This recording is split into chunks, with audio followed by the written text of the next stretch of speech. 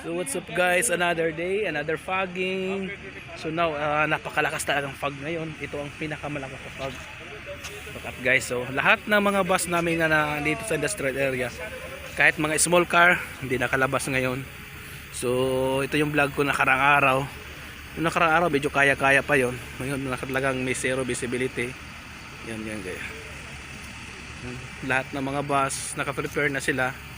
So yung iba yung iba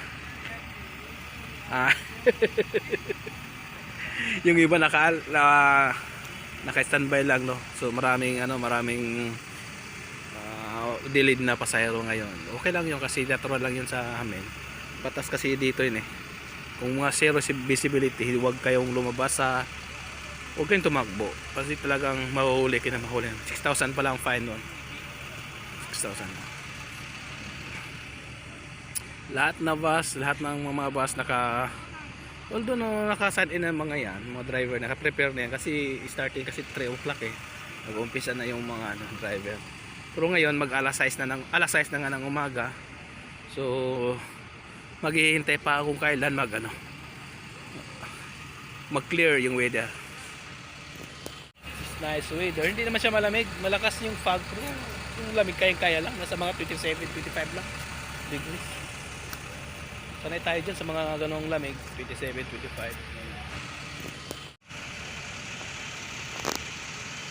Nandito lang ako sa aming depot. Wala akong trabaho ngayon. Lang ako ngayon.